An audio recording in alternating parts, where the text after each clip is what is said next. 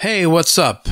I've opened up the mix project for the Singularity Phase 2 Xenotaph. These are all the songs, all the tracks. We got drums, rhythm guitars, bass, all the vocals, keyboards, extra guitars, acoustics and whatnot, solos, all the groups and all the effects.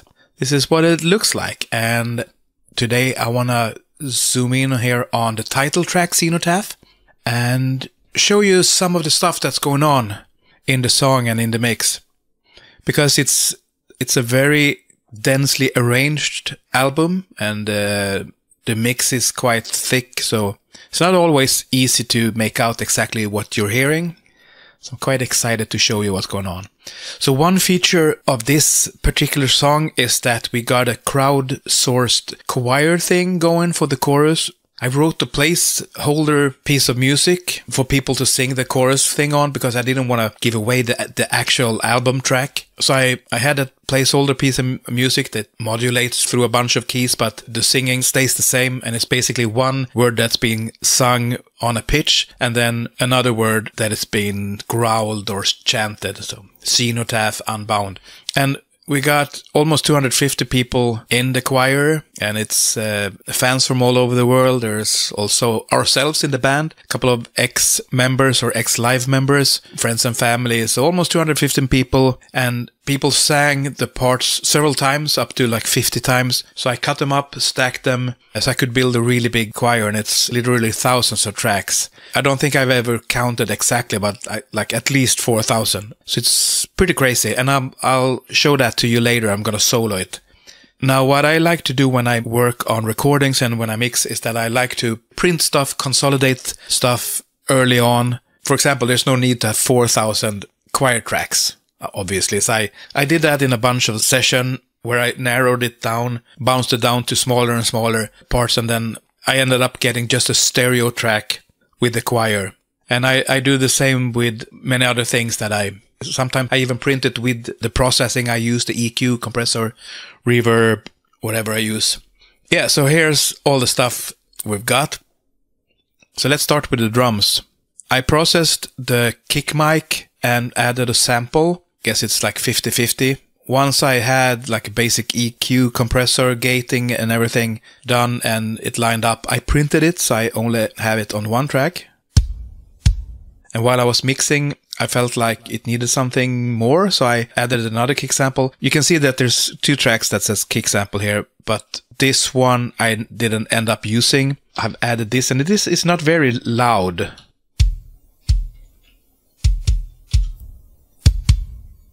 With the main one added in, but you can hear that the sample adds something. So add a little bit of weight to it. I like it. With the snare mic with a little bit of sample blended in, sounds like this. Then I have added an extra sample that's quite punchy and loud in the mix. And that sample at this moment is pretty loud because it's a slow part where there's a lot of room for that big punchy one. There are other places in the songs where the snare mic is louder. For the toms, same thing here. It's the tom mic blended with the sample, and it's EQ'd and compressed and then printed, so I don't have to deal with twice the amount of tom tracks. And they sound like this. I have a stereo overhead pair, sounds like this.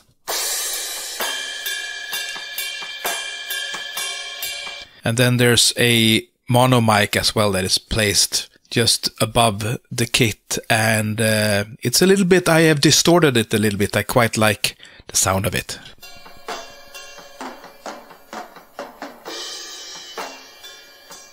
Got a stereo room.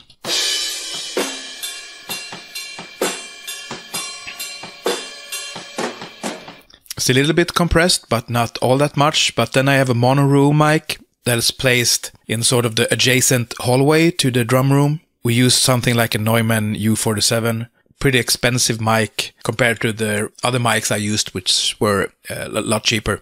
So we used the fancy mic for a dirty room mic in the adjacent hallway. And then a lot of compressor sounds like this.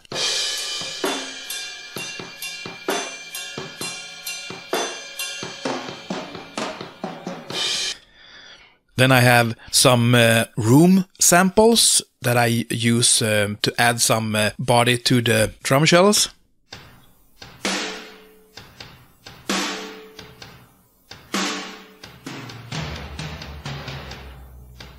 Entire kit sounds like.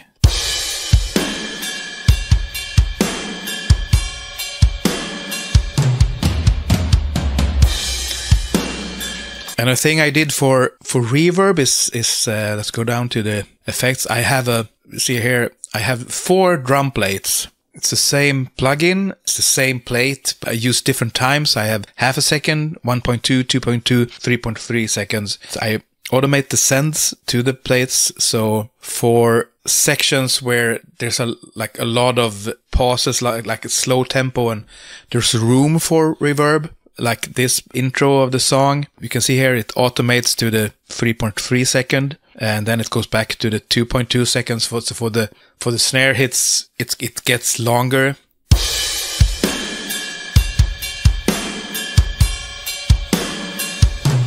So it kind of fills the entire gap to the next hit almost. And for fast, like blast beat sections, I used a 0.5 second plate. And that was a lot of fun, but it took a lot of automation, you can see here, throughout the album.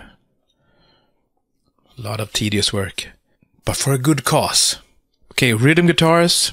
I recorded 7 tracks. Usually I only have 4, because 4 is plenty as well. But I wanted to make this album a little bit more guitar-centric. So I was thinking, should I maybe add a guitar in the middle, have a center guitar? I think Metallica often have a center guitar. Or should I add more guitars on the sides that are panned? So then I figured maybe do both, and then I ended up with 7 tracks. Sometimes they play in unison, play the same parts, and sometimes they are all over the place. A couple of them play an arpeggiated thing, and another one plays some strummed chords, and another one played some bass stuff. And so it's all over the place. They all use the Omega Ampworks Granifer plugin from Neural DSP. I really like that plugin for rhythm guitars. And I use an IR from Ownhammer and Mesa Cabinet. Can't remember which one, but I like it. Actually, the one I use now recording this is not that exact IR, because I'm doing this on another computer and I didn't have that IR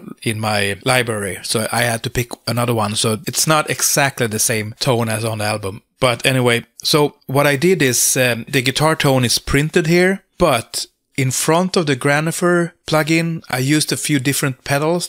I'm using that boost pedal that is in the Granifer plugin. I also used an HM2, Boss HM2 emulation from Casrog that has that Stockholm death metal sound, the chainsaw sounding thing that is on all the death metal albums from Sweden that came out in the early 90s or so. It's a really specific sound. And there are parts where I don't have any distortion or boost pedal before the amp, so it's a little bit cleaner, and I bring down the gain, like the distortion knob a bit. And then there are also at times where there's much less gain on the amp, and I put a modulation pedal. So sometimes it's phaser, sometimes it's chorus. The guitar sound changes and morphs quite a lot, and sometimes all the 7 tracks are really distorted and heavy. Sometimes it cleans up, sometimes just a few of them cleans up to bring out more of the notes from like some arpeggiated chords. So it's cool. So the song starts with a little bit less gain.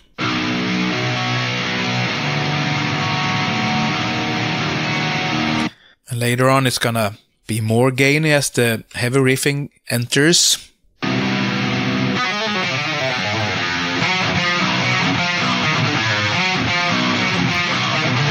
So here's much more distortion.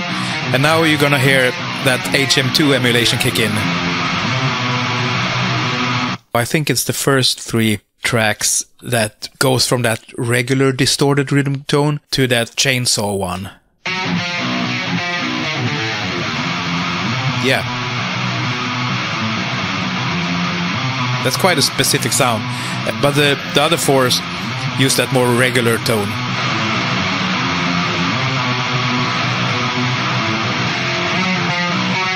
And then it's back to all of them playing that regular tone. Here the center guitar goes from that chainsaw sound to a much cleaner tone with modulation.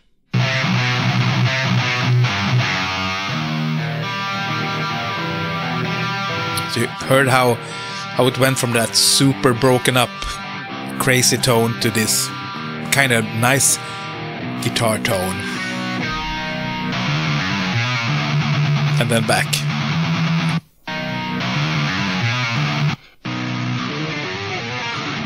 All right. So you can hear that they are playing like the same thing but in different octaves.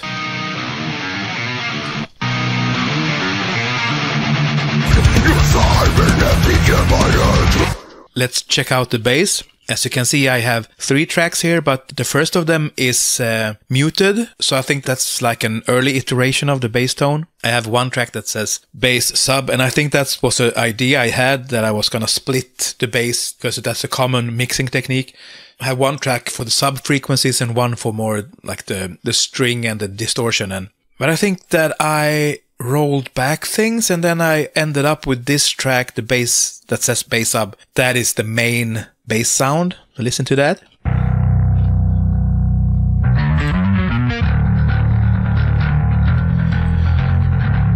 So it's got some distortion and grit, but not a lot of it. And then the other track is much lower in volume.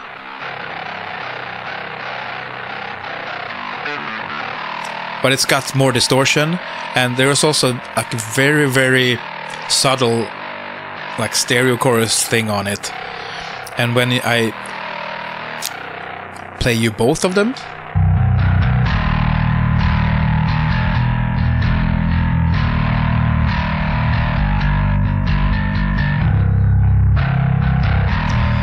so even if that grit channel was kind of low in the mix, you can hear that it really adds something. Let's check out some keyboards. I love adding keyboards to my music. There's so many nice things you can do. So let's check out some keyboards.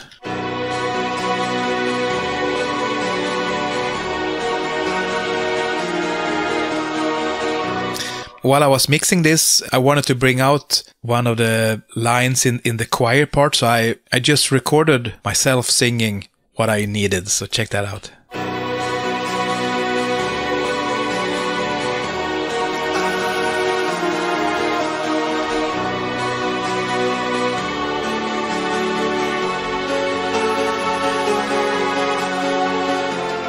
These tracks down here, special effects, they are named special effects because I think I put a sub drop on there. But then when I was adding more things, like things that only pop out like at a specific point on the album, instead of creating a new track for every little thing I want to add, I just add it to these 2 tracks because there are no plugin inserted on them. There are no equalizers engaged. So it's just like a blank track. So I add whatever part I want and already been EQ'd, compressed and printed with the effects I want, and then I can only like manipulate the clip gain to where I want it. So here in the intro I have a snare with a printed reverb.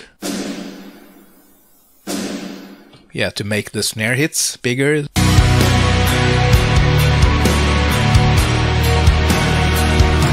And the choir is on one of these tracks as well. I printed my little choir with the reverb I wanted, a quite long reverb, and then I realized that the last note I sing clashes with that next chord change. So I just pitch shifted the reverb. If I play you the synth choir and the strings, you can hear what I mean.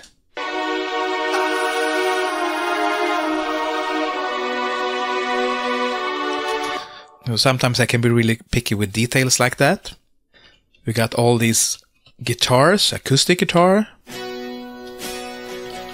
Got this semi-distorted crunch guitar.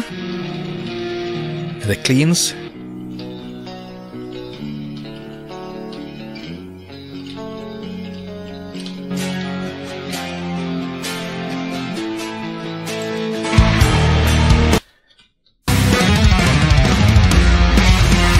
The last hit on that fast fill, there's like a bassy sub drop. So let's see what I've got here. Oh, so it's one of those reverby snare hits and a sub drop to make that hit sound super fat and exciting.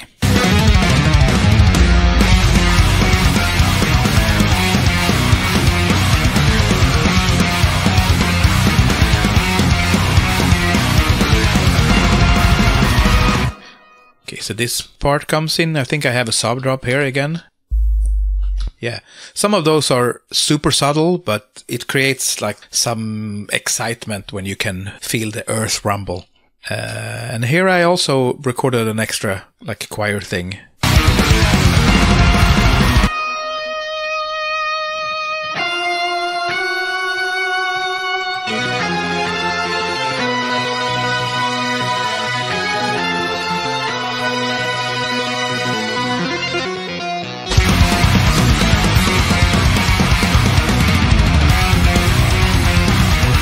Alright, let's get into some vocals. Find this harvest is an offspring corrupt. Our own descendants, source from her soul. So vocals were recorded in a different project. Tons and tons of them. I love to layer vocals. And then as I prepare them for the mix, I like to EQ and compress quite a bit because I know what I want, and so I can already prepare it before I even bring it into the big mix project. So I have a main channel, Rob lead C centers. It's a mono. I have two actually, but it's because sometimes they overlap a little bit. But it's basically a mono track with his lead vocals. And then I have a stereo track with like extra stuff that is like on the left and right, panned a little bit differently depending on the part, but to add some width to certain parts. And I got the same setup for Lars Lärta, as he's often called in Swedish. His main vocals in mono and then the extra stereo stuff. And the way I like to arrange vocals is to keep it more mono and in the center during verses, and then during like the pre-chorus, the bridge, I make it a little bit wider, and in the big chorus I make it super wide, and I bring in also extra layers and extra harmonies and stuff to sort of make the choruses pop and also have some contrast within the song and within the arrangement. That's the stereo stuff. You can hear those really nasty layers on the sides.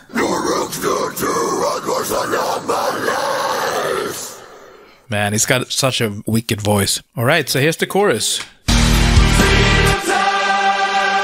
We brought to you the quintessential light, the gift divine of fear or lost. Here's what it sounds like on its own.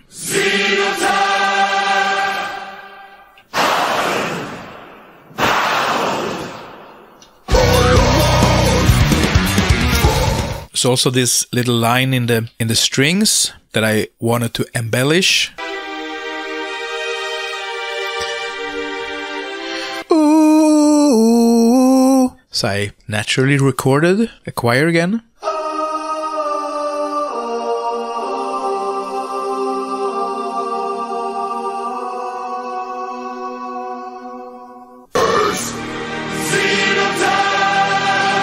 We brought to you the quintessential light, the gift divine of fear or lost. Let's check out this part.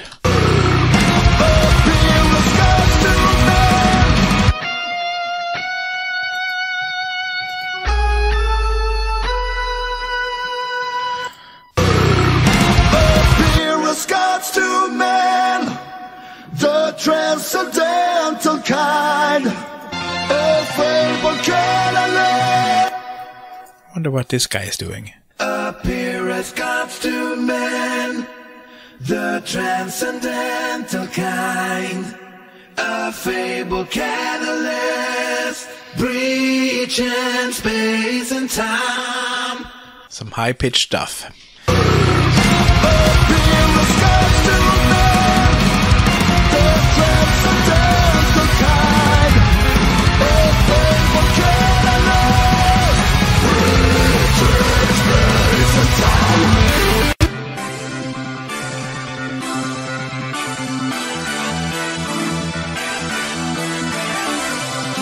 So here's Benjamin's solo. Check it out. He's using the Archetype Pliny plugin from Neural DSP. I really dig this for leads. Can do other things brilliantly as well, but it really shines on this kind of leads.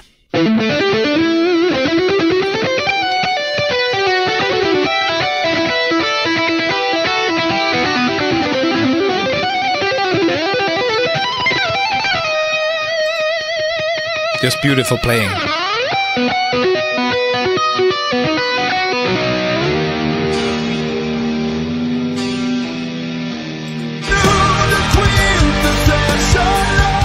Let's look at the ending.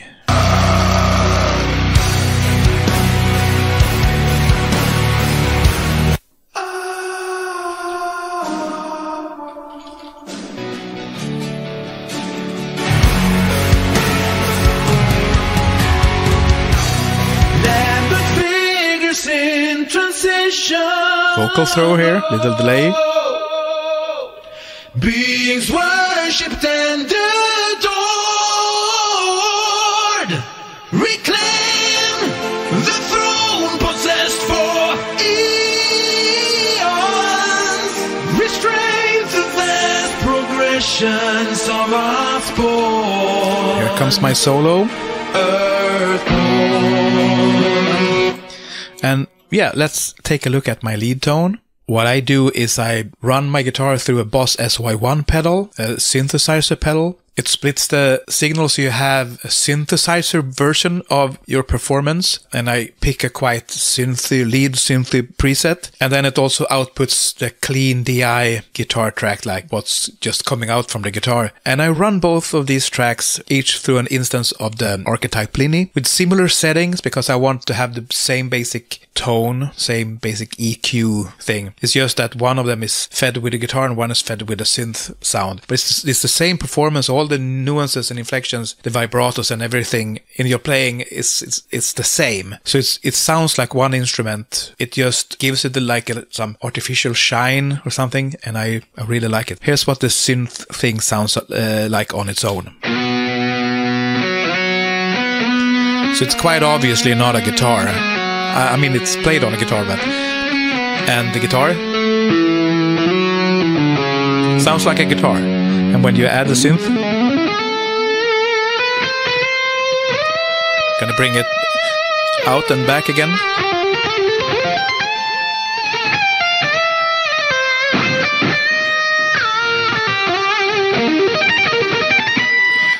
So you can hear that it adds a lot, but it's also not super obvious. Like you can hear that there's something's going on, and I dig it.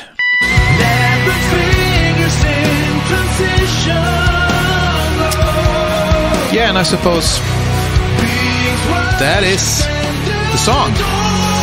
That's all of it. So, yeah. Thanks for checking this out. This was really fun for me to get to show you what's going on. And let me know in the comments if you want me to do more of these. There are things in other songs that I would be absolutely delighted to show you. Some really crazy harmony vocals. There's one song where I think it's like 5-part harmony and not things that are like extra octaves. That's like 5 unique individual notes at the same time. So really thick sounding stuff. But let me know, and I'll do some more of these. And for now, take care. All the best. Cheers.